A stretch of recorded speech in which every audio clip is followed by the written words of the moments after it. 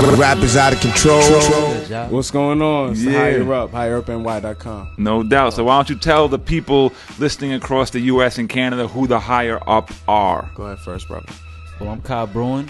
I make the beats. Kai Brewin on the beats.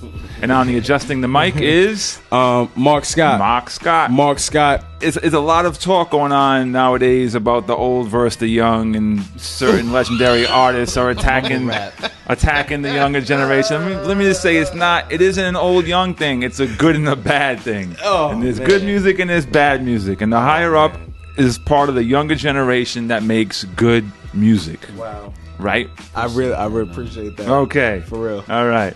So how did Kai and Mark get together to form the Higher Up? So you tell your version of the story. Your version, like his is better or something. It is. I'm not even gonna lie. Listen under the words. Well, it kind of just we went to the same middle school. Okay. We was up in Westchester. And we wasn't even really making music like that at the time. You know, I just respected him as somebody who had a dope ear for Not music. at all. And later on, he came to me in life. Like, he knew I made beats. Right. And he just approached me like, yo, what's up? Like, some random time, like 4 a.m. or something like that. Like, I always had like some shit like that. I always had in middle school, you was up at 4 a.m. I always had to understand it. Like, I linked back up with him when I was 15. Okay. You know what I'm saying? So Right. I always had an understanding that, listen, if I'm gonna do this rap thing, like every time I mold it over, I'm like, yo, like as many people as I see that want to say they want to quote unquote rap, Right. You know what I'm saying? Like, I had to get it right. You feel me? So Sure. like, if I'm gonna approach him, I knew about his background, Right. I knew about where he came from, right? So I was like, yo, if I'm gonna rap, and he's 16 in front of this guy, like it has to be right. Like Exactly. the first time when I get there, he got to be like, yo, I'm trying to work with you. You know what I'm Right, saying? right. And that's kind of what it was. Yeah, and I exactly. realized this when I was That's how it went 15. down. You Right. feel me? So we worked for years. Nice. After that, you know? Very nice. Yeah. And so for those you all out there listening, what Mark is talking about, knowing Kai's lineage, Kai comes from a family of musicians. And this might be the first time that an artist actually come up with his dad. So his father is in the place in the studio with us right now. History. And his father goes by the name of Brewin from the Juggaknots, Young man. who is here with us right now. So that's a good thing, man. that's the crazy. I mean, that's having Raised that him whole right. Raised him classic. yeah having the aunts and uncles that you do and your father. That's a good look right there. And so you were brought up right. You like good music. Brewin. What up, E? Yeah, get a little bit What up, closer. Get a boss? little closer to that mic right there. So let's just talk real quick about the whole Juggaknots thing. So it was what was it, like 94, 95 when you all had the major label? Yeah, it was 94. 94. Yeah. Yeah, the Nas Biggie Wu era, and Juggaknots is right there. We was in there. We was in a lot of studios with a lot of them dudes. Yeah. A lot of wild performances at Club Carbon, in between like Club Vinyl. So Yeah. it was like, if you was a major label, you was doing the big joints, and Right. at the same time you did, the hip hop, like the real Wetlands type joint, which I wasn't, part of that too. Of course. Yeah, you was part of both movements. How'd you guys even get to the major label thing? The major label thing, we started with actually somebody pretty. I don't know if you ever heard of Mae James. Nah. She actually found Vanilla Ice and brought him to SBK. Glad I don't know her. Nah. She was Frankie Crocker's assistant. Okay, all right. She was actually she's good people, and so she was our manager. My uncle had known her, and basically, like, she put us on. So I was like 14, 15, going to like parties with like Belle Biv DeVoe and all this crazy stuff. And it was amazing. I mean, shout out to Mae James, and that was me and Slim. Right. And then eventually, Queen Heroine. She kind of fought her way into the scene. Battled the way in. But like, we got the deal pretty much off of B Slim's Hustle. Okay. Because he was doing like R&B joints. He did a joint for which joint did he do? It was Sister. That was like who Missy was down with. So he was like working with that whole squad, and Nice. then he did just a lot of good R&B joints. He was working on Horace. What was it? Horace Brown? Horace Brown. Yeah, Right. yeah. He was rocking with him and all them. So Nice. you know what I mean. So then from there, but he obviously he just wanted to do hip hop. Right. And then he got a little money put in the lab, and then from they heard a couple joints, and then we was on East West.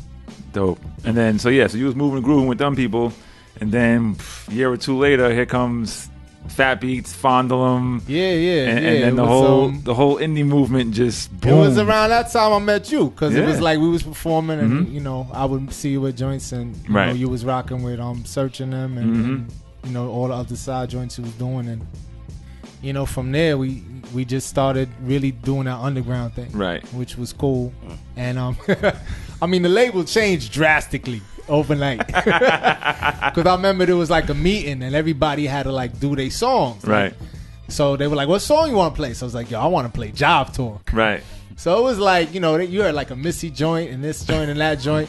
Adolf had Ghetto Girl. Yeah. And I was like, and I knew he had hard joints, but I was like, yo, I want to put my best foot forward. So like we played Job Talk and the song stopped, and it was like somebody died in the room. And I was like, yeah, that's the joint. That's and they was like, nah, you ain't finished. No more budget for you. Yeah.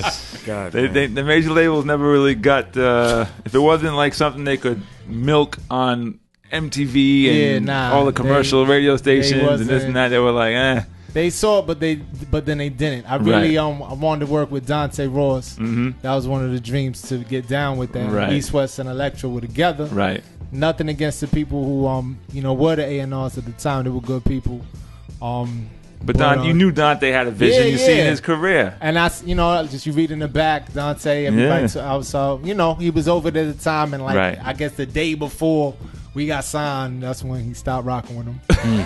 And then that's when Pete and CL, Brand Noobs, all them dudes, it was like, we're going in a different direction.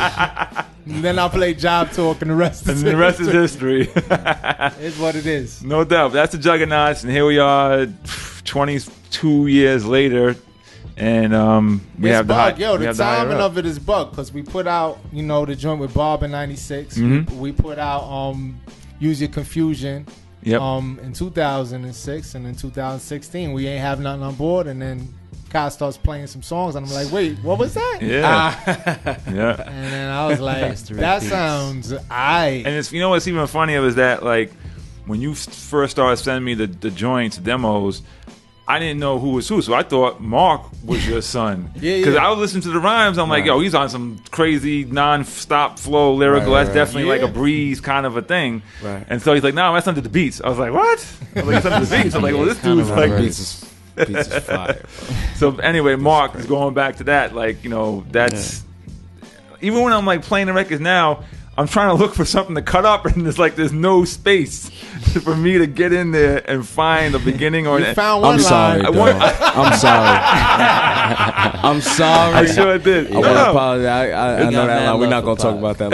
I love Pac. I love Pac. No going back. But this is all about what does Special Ed say? Never look back. Nah, never look back. Never look back. That's my man. It is what it is. We can have a discussion if we want to have a discussion. But I'm just saying, it's a great line. The song is dope. That was the halftime joint featuring Breeze. Yeah, Breeze killed it, man, too, man. And that's a shout out to the halftime radio show too. On the sure, yeah, absolutely. It all came together. It did. I wasn't even hit. You know what I'm saying?